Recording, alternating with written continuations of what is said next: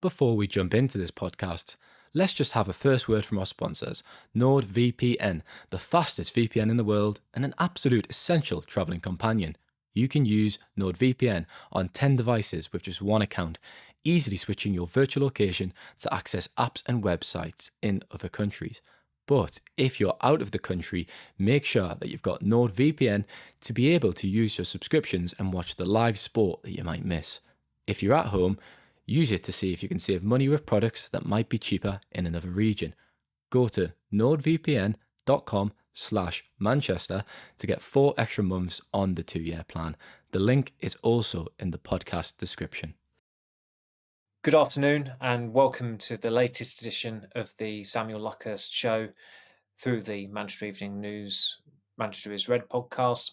It is, of course, deadline day, so I'm quite conscious that things can change and there might be a twist or a turn. And by the time you listen to this, some of it may sound a little bit dated. Hopefully, the majority of it won't. I'll try and keep it as current as possible. But I'm recording this at just before 1 p.m. on Monday. The deadline is 11 p.m. So if you're listening to it on the Tuesday, then hopefully for United's sake, they've made an attacking signing. But the current state of play on that at the moment is that it's feeling unlikely. There's nothing that's developing currently. On Sunday, my colleague Tyrone Marshall wrote that United are interested in possible loan moves or deals for Matthias Tel of Bayern Munich or Christopher Nkunku of Chelsea. I think Tel would be a pretty terrible terrible move to make at this point. He's not scored a goal since May. He's only 19. United needs someone who's going to come in and has got a decent goal scoring record. And you could make that case with Nkunku, even though he's not an out and out striker as well. But you would think that he would fit in. But at the moment, that's gone very, very quiet. So it's not looking too great for United. There is still, of course, time. As I said, I'm recording this just before 1 p.m. on the Monday. But the word from United last I heard, and that there is a story that's been written on the Manchester Evening News website that went up just over an hour ago or so, is that United could easily end up doing nothing. Nothing, as I said, is developing at the moment. And really the message from the top is that there will be no panic buys. They do not want to sign someone who will just be a short-term fix or a stopgap. If they are to sign someone, they want them to be a long-term investment, which is, of course, has been reflected by the deals for Patrick Dorgu, who's a 20-year-old left back, and as well Aidan Heaven, who's at 18, having arrived from Arsenal, only played 10 minutes of senior football, Aidan Heaven. But those signings are very much, you look at those two coming in, and you could bracket them with Lenny Yoro in the summer, which was the most expensive deal United did. Yoro was 18 at the time that he joined United from Lille. There's a clear thread there, but the problem in the summer, of course, was it was a case of one for you, one for me, that Eric Ten Hag would get a Dutch signing, United would sign someone from France. Eric Ten Hag would get another Dutch signing, United would sign someone else from France, because, of course, Manuel Ugarte was bought from Paris Saint-Germain.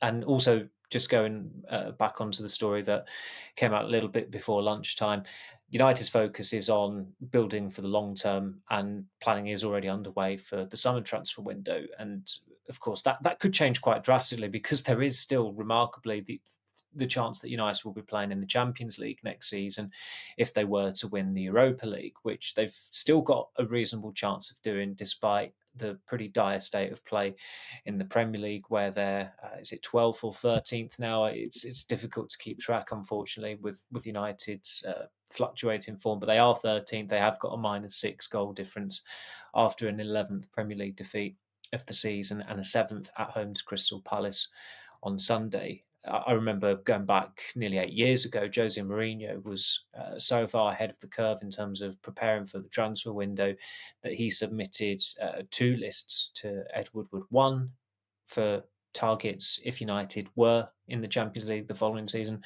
and a list of targets if United were not in the Champions League the following season, because, as you might remember, United's campaign, it really did hinge on the Europa League final right at the end of that season. They won the Europa League final and thus qualified for the Champions League.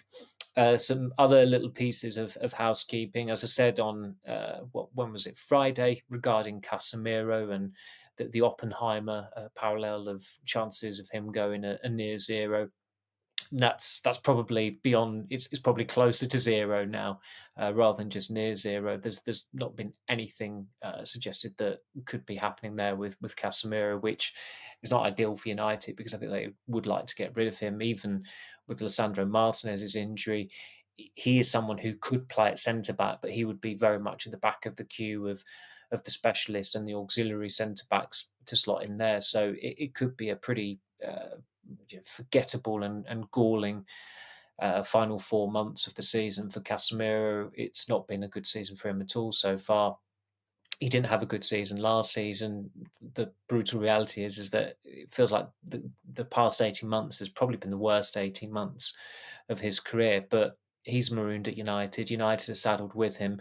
They need to. It's in the interests of all parties that he goes in the summer, unless there's that very, very slim chance that someone all of a sudden comes in with £22.5 million, whatever it would be. That would be the magic number to hit for United to avoid a loss under the Premier League's profitability and sustainability rules. Because of course they signed him for £60 million in August 2022 on a 4-year contract, going off that amortization of the cost of a player spread across the length of their contract. That's why Casemiro at the moment is worth £22.5 million, but nobody is going to be paying that.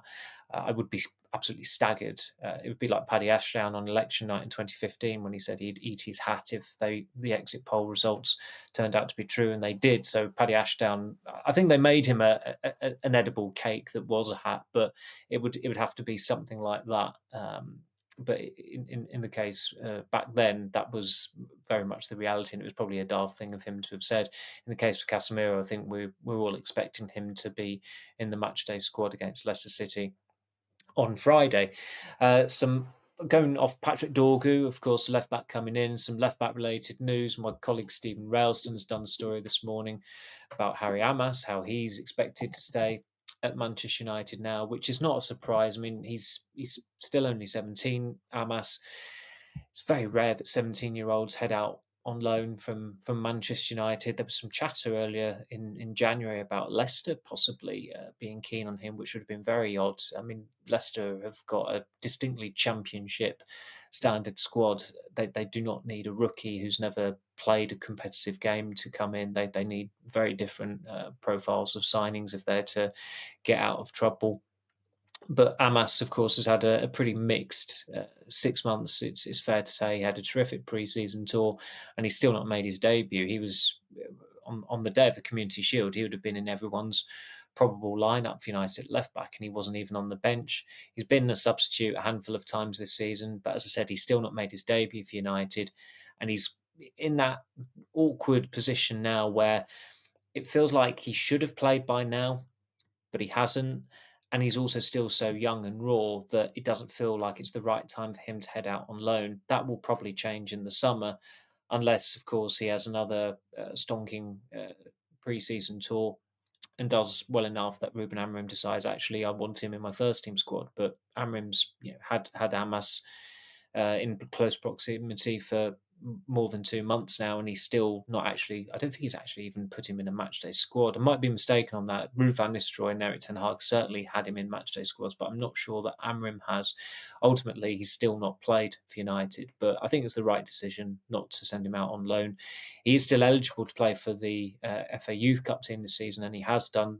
United play Chelsea in the FA Youth Cup at home next week. That's a highly anticipated tie. It will be well worth watching, well worth getting along to as well if you can, whether it's at Leigh Sports Village or Old Trafford. The scheduling with Youth Cup games can be pretty last minute and slapdash, it feels like, but nevertheless it's going to be a game worth watching, and United don't have a midweek game next week either, so whether it's at Leigh Sports Village or Old Trafford, I will certainly be going, and I'm sure there'll be a hell of a lot of Academy Anoraks in attendance for that game, and Amas should be starting in that one as well, so that will be a story to come from that night, regardless of what happens with the final score. a more senior left back and one who's probably not as capable as Amas would be if he got into the first team is Tyrell Malacia, who wasn't even in the squad on Sunday against Crystal Palace. That was because he was given permission on the assumption that he will leave United before the transfer window closes at 11 p.m. tonight. A move to Benfica collapsed at the weekend.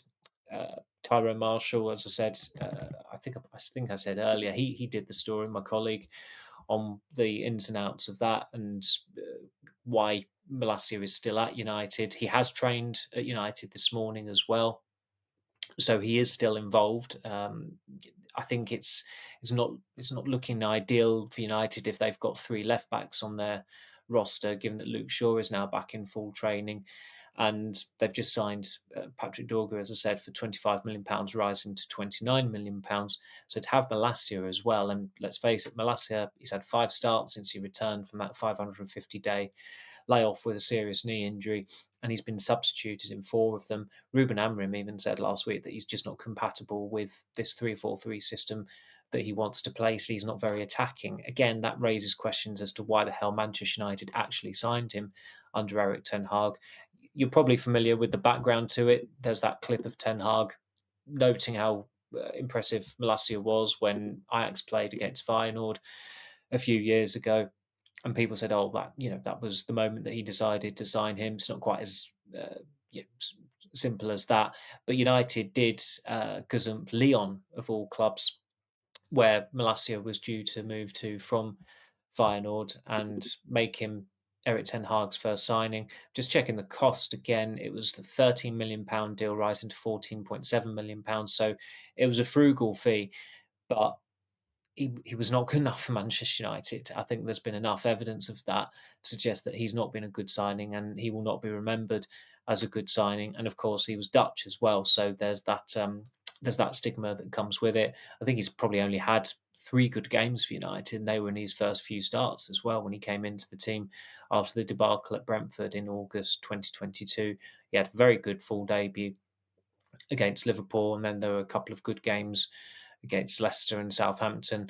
Then he had a pretty tricky day against Bukayo Saka. A few weeks later, he was given an absolute chasing by Phil Foden in the Manchester derby as United shipped 6 goals, and he was taken off at half time that day. So that happened pretty early on in his United career. It's also happening late on in his United career. I think it's safe to assume that whether he goes or stays this month, he will definitely be going permanently in the summer. It's quite interesting that Benfica actually want Malacia, given that they signed Alvaro Fernandez from United last year.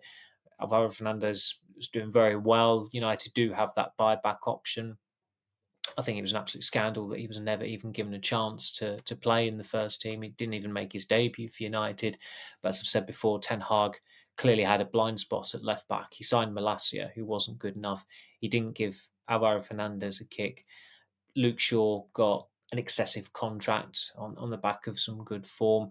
Sergio Reguilon was signed at the 11th hour. One of the worst left backs I think you're ever likely to see play for United. He's stinking the place out whenever he gets a chance for Tottenham at the moment as well. And of course, midway through last season, Reguilon was sent back to Tottenham on the assumption that Malacia was about to regain fitness. He didn't. And pretty much United have not really had a proper dependable left back for 18 months now. Shaw is fit again, but with Lisandro Martinez's injury, you do wonder whether he'll slot into the left side of centre back in that back 3. He has played there before. He's played very well there before. He's played very well as the centre back in a back 4 as well. So Shaw can do that job. The question is he going to stay fit? Because we're approaching the anniversary of when he last actually started a game for Manchester United, February the 18th, away to Luton Town, and he came off before half-time that day. Again, sticking with the left-footed theme and just moving away a little bit from transfer news, Lisandro Martinez, United are yet to confirm the extent of that apparent knee injury that he suffered in the second half against Crystal Palace yesterday. A pretty horrible moment, to say the least, for him. He knew immediately after that very innocuous tangle with Ismail Assar. He indicated to the bench, Martinez did, and then it seemed to dawn on him just the severity of the injury he'd sustained, which is really rotten luck for someone who has had some really bad injuries at United. He fractured his metatarsal in his first season, missed the final 6 weeks of the run-in. That meant he missed the FA Cup final. Then he needed corrective surgery on the metatarsal in September in 2023. That kept him out until January. Last year, eerily, almost a year to the day at Old Trafford, and at the same end, he sustained a knee injury against West Ham last February. That kept him out for 8 weeks. Came back, played, what was it, half an hour or so at Brentford, got injured in training a couple of days later. He was on the sidelines again. I think that was for maybe a 6 week spell or an 8 week spell. He did at least get back for the FA Cup final and played so well against Manchester City in that very sweet victory for United. This season, he'd stayed injury free. His form hadn't really been quite there until the turn of the year, but he had an excellent January. Scored a couple of important goals. Scored a good penalty in the FA Cup shootout win against Arsenal in the third round. And his general form was a lot better than it had been earlier in the season. So for him to go down injured, it's a yeah, shattering blow for United, and you can understand why Martinez was crestfallen. And as I've written this morning on the Manchester Evening News, the fear is that he will be out for the remainder of the season at the very least.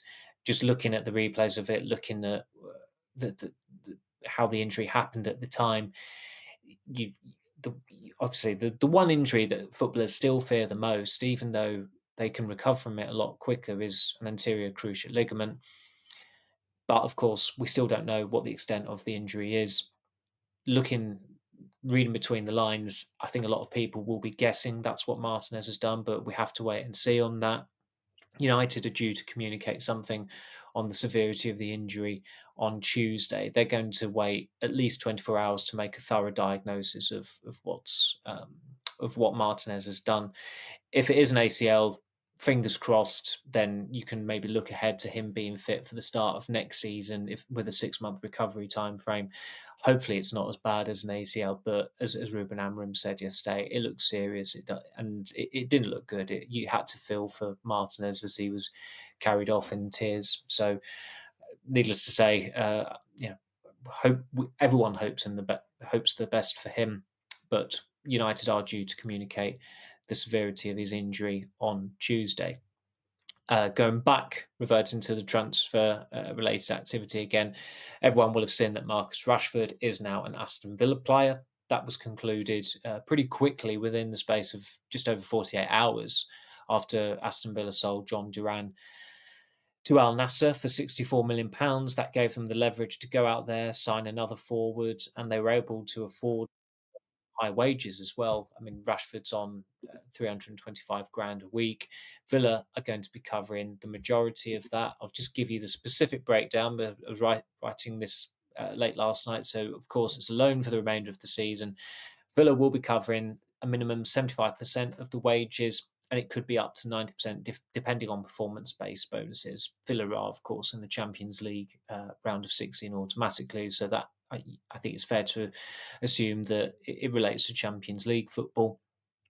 And there is an option to buy for Villa in the summer. No loan fee, which was certainly at the heart of the negotiations initially. But looking at the high percentage that Villa are paying on the wages, you suspect that's the compromise there. And United, as I've just said, they have also inserted the option for Villa to buy him in the summer. That would be for around about £40 million, which would be pretty good going, given the past 18 months Rashford has had.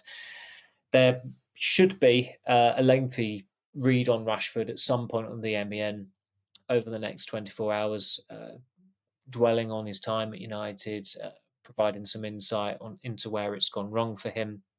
I think ultimately the beginning of the end for Rashford at United was when he signed a new contract in July 2023.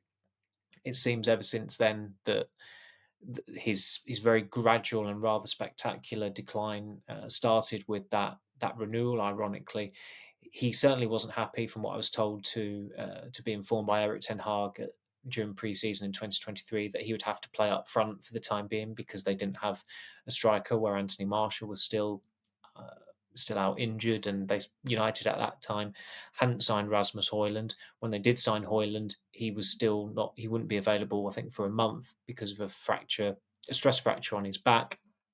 Rashford wasn't happy about that because he just scored 30 goals playing from the left wing. That said, he only actually started the first two games of the 23-24 season up front. The third game, moved to the left, had a key role in all three goals and a comeback win against Nottingham Forest. By the fifth game of the season, I remember very, very vividly the friction that started to develop between Rashford and the matchgoers, and the body language, his infamous body language, I suppose, that everybody has seen, whether you're at a game or you're watching on television. It has become, I think, if you were to type Marcus Rashford's name into Google, there's a good chance that body language would be one of the top results that accompany it. He's made some very, very obvious mistakes along the way. The birthday party on Deansgate, hours after he was removed in the Manchester derby defeat against Manchester City, when he was substituted at Old Trafford that night, there was some sarcastic cheers as well from United fans who clearly disapproved of his performance that day.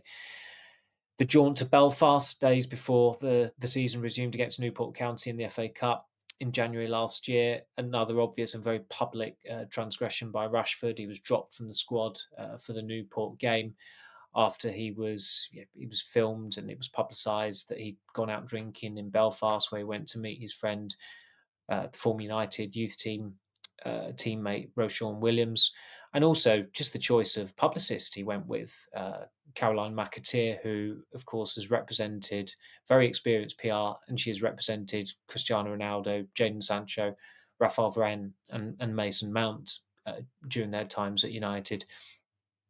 Ronaldo forced through his exit from the club by airing an incendiary interview with Piers Morgan, where he said he had no respect for Eric Ten Hag.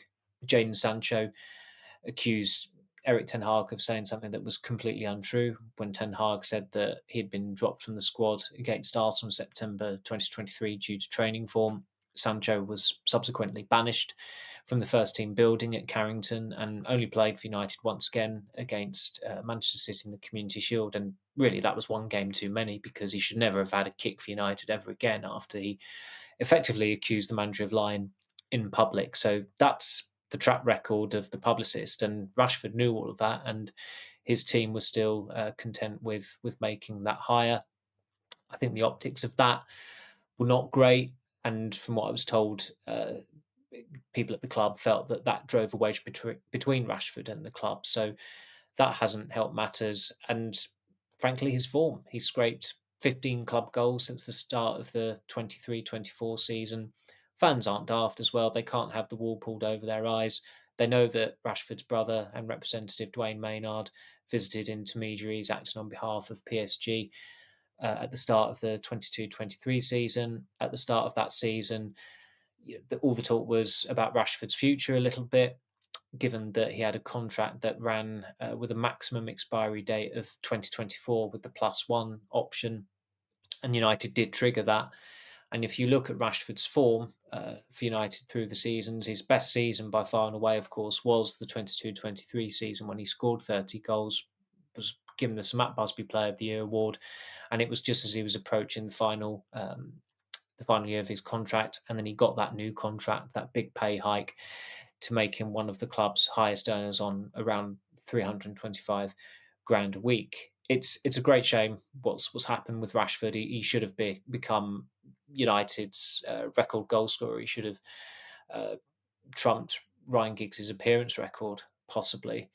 But at the age of 27, I think it was pretty obvious, even in the summer, that a change of scenery was probably in his best interests, especially after Ten Hag was kept by the United hierarchy. That was always an uneasy alliance that seemed unsustainable. In the end, it was Ten Hag who went first. Ten Hag should have gone in the summer anyway, but maybe Rashford should have gone in the summer as well.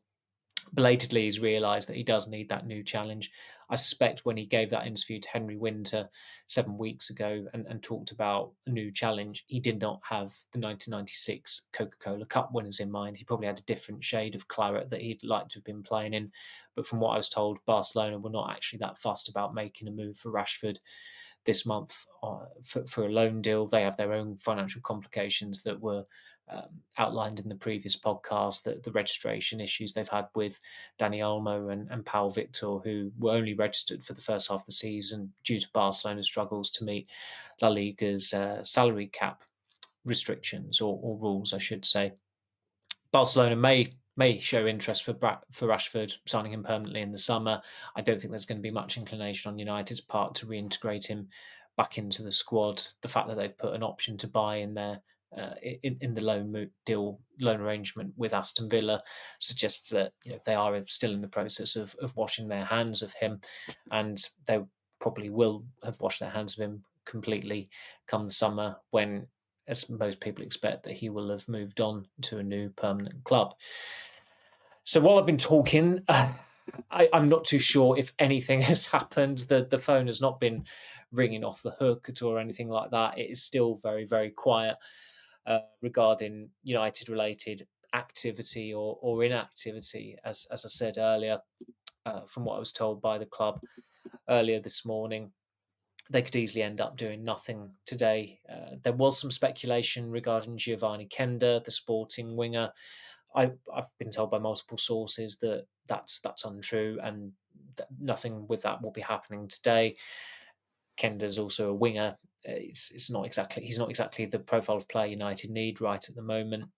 United are still on the lookout. I mean, they're still open to doing business, but given that the deadline is just about it's just under 10 hours off now, it still feels unlikely. Nothing has changed really since yesterday. Yesterday was actually more eventful with my colleague Tyrone Marshall doing the story on Nkunku and Tell. Others did similar stories about those two. There was a lot of noise from someone in Germany about the prospect of Tell joining United, but people do tend to get ahead of themselves in transfer windows when they get a little tidbit of information, and it sounds like the Tell stuff has crashed and burned quite quickly.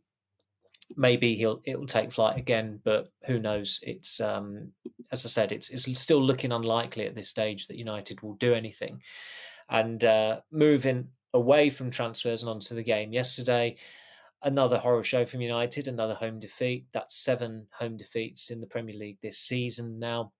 They've lost 5 of their past 6 Premier League home games. They have a -6 goal difference. They're 13th in the Premier League. Records just seem to tumble and tumble and tumble. Only Wolves have lost more home Premier League games since the start of last season than United, who are just afflicted with stage fright at Old Trafford now. And it's not a surprise if anyone wins at Old Trafford. If Ipswich win at Old Trafford at the end of the month, I don't think anybody should be surprised. Let's face it, Southampton came close to it. They're about 10 minutes away from what would have been a pretty unlikely victory at kickoff, but it doesn't feel like anyone winning at Old Trafford is unlikely. Leicester have got a reasonable shout of doing something in the FA Cup tie on Friday, and that's a hell of a big tie as well for United, given their form has suddenly taken a turn for the worse with that defeat to Palace. Just around some of the colour of the game yesterday, amid United's failure to sign a forward, there were 2 crosses in the first half. One from Alejandro Garnacho when the ball went across the 6-yard box. The nearest player to it was Nusa Mazraoui, who's of course a fullback. Ahmad put a lovely in-swinging ball that was completely missed by Lenny Yoro. He was the nearest to it. He's a centre-back. After Garnacho put his cross in, he seemed to look at the heavens as if to say, where the hell is this striker? And as most people have known for a long time now, the answer does not lie within. It was very telling that Ruben Amorim left both strikers, Joshua Zirkzee and Rasmus Højlund, on the bench yesterday. Both of them were effectively dropped for that game. The experiment with Kobbie Mainoo, it worked for 15 minutes because United actually started very well against Palace, and they did have 2 or 3 very good chances. But that experiment did not work. It was ill-advised. Mainoo should have started as one of the number 10s yesterday. I'd have certainly, when the team sheet dropped, we were all thinking in the press room, Ahmad probably or Fernandes, because Fernandes played up top. When it was Mainoo, it was a real curveball, and it didn't work. And really, Palace actually had the better chances in the first half as well. Now, going back to this, just the general malaise at United, there are some pet hates that some fans, some friends have actually shared, and I share with them as well, regarding just the dire mentality of this team. One of them is the over celebrating that United players engage in. And we saw it from Andre Onana yesterday when he made a very good save from Jean-Philippe Mateta in the first half. It was such a fine touch. The referee gave a goal kick rather than a corner. Onana just got a little fingertip to it, but he still celebrated wildly that he denied Mateta. Now, good teams, they don't celebrate saves. They hold a mini inquest. When Peter Schmeichel made a great save or made any kind of save, he demanded to know why the opponent had an opportunity, had a shot at his goal. He was affronted that defenders in front of him had allowed the shot to come through. And there was a lot of posing from Schmeichel, as Roy Keane used to say, but that approach certainly worked. And I would certainly rather see that approach from Onana and his teammates than what they do now, which is really just if they get bailed out by a teammate, if there's a clearance off the line, if there's a block, if there's a tackle, if there's a save, it's high five, it's chest bump, it's really showing how they care and the passion. Well, it doesn't wash, and especially with United, because if they do make a save or a block or a tackle or a clearance, it tends to go out for a corner. And of course, this team gets cornered and they conceded again from a set piece yesterday. And if you look at Onana's positioning for the set piece, the free kick, his footwork from Lacroix's header is lamentable. He's far too slow. He should not be getting beaten by a looping header like that. He should be reacting with alacrity to tip it over the crossbar. He was caught on his heels when he should have been on his toes. Another pet hate, again, I share this with my friends, my match-going friends who've mentioned it, is the pre-match huddle that United seem to persist with at Old Trafford. If you need a huddle seconds before kickoff, that tells me that you're not fully prepared. Some teams traditionally have a huddle, like I think Celtic always do. Ajax have as well in the past. I'm not too sure if they still do. But why do United need a huddle? If you need to say something more, then it just tells me that you're not fully prepared. So that's another pet hate, which I'm more than happy to air on behalf of myself and also my friends who are pretty just bang their heads against the wall watching this United side. Also, these laps of honour from United after they've lost a game, I get it, it's part of fronting up, but when you're doing it to a stand that is almost entirely empty, it really doesn't. It doesn't matter a jot. Amrim is of this thought process that if United have had a negative result, he should front up, he should applaud the fans, he should go on the pitch, he should stare them in the face. But really, it's just something that I think grates with a hell of a lot of supporters. I think something else that probably will have grated with supporters were how many United players who actually started the game yesterday were liking Marcus Rashford's Instagram post in the evening, different generations and what have you. But again, why?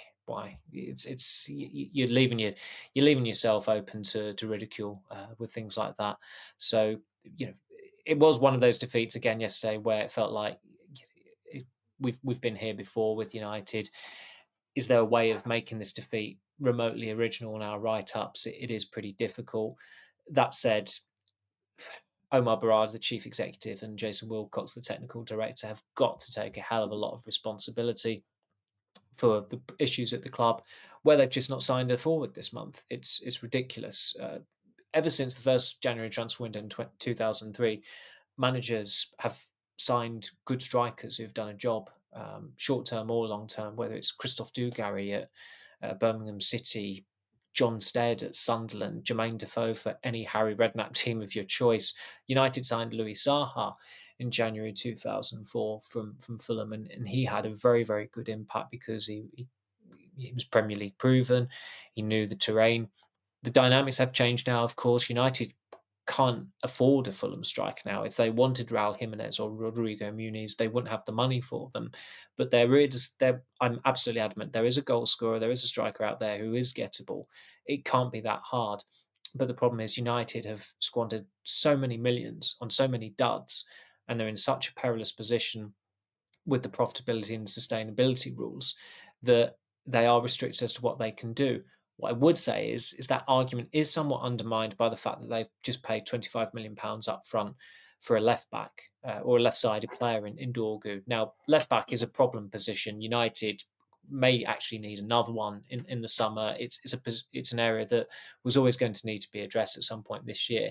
I would argue that could have waited, and a goal scorer coming in was much more pressing, particularly when three forwards have actually left on loan in the winter transfer window. Rashford to Villa, Anthony Tyrell Betis, and even Ethan Wheatley to League Two Walsall. Walsall are the leaders in that league.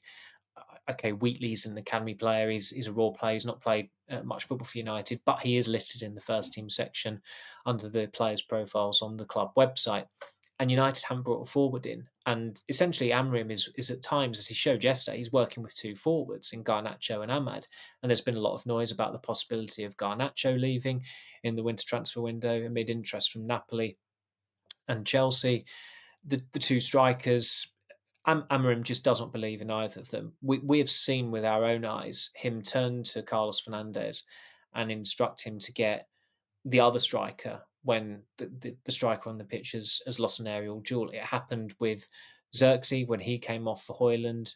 I think that was against Bournemouth in December, and it happened with Højlund against Brighton, I believe, a couple of weeks ago. I'm pretty sure it was the Brighton game when he lost an aerial duel, and it was right, get him off and put Xerxes on.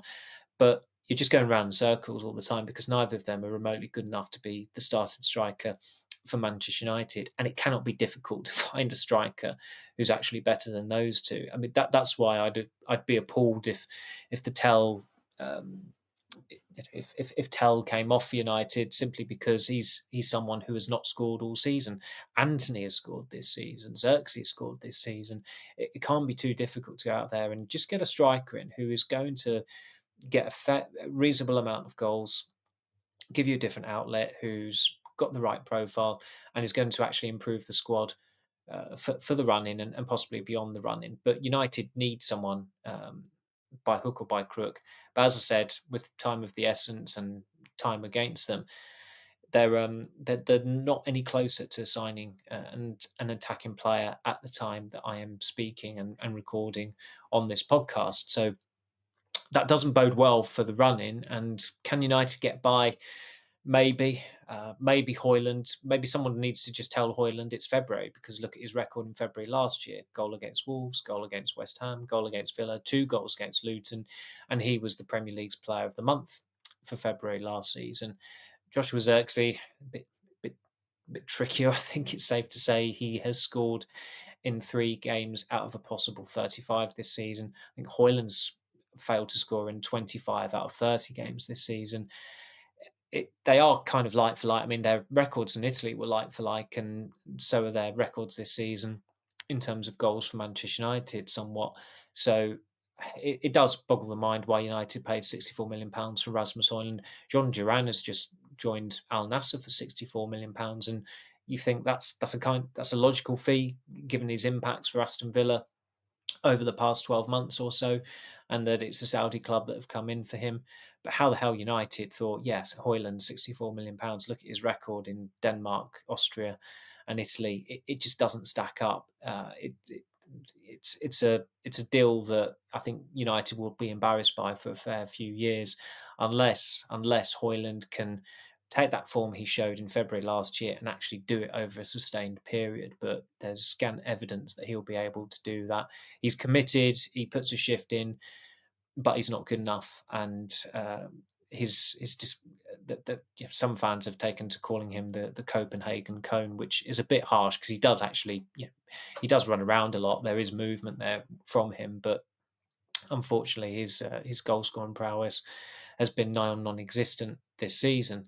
So I think we've given United enough of a playful kicking, if it can be termed that way. It is constructive criticism after another home defeat, and another home defeat to Crystal Palace as well. That's 2 seasons running. So there'll be another one of these podcasts later on in the week. It will probably be Stephen and Ty, given the schedule, where United are playing Leicester on Friday night.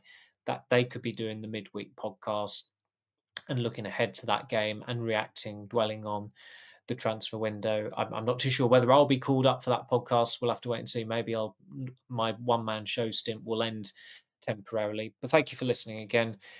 Please do like and subscribe, possibly leave a review as well for the podcast, and we'll be back later on in the week. Thank you.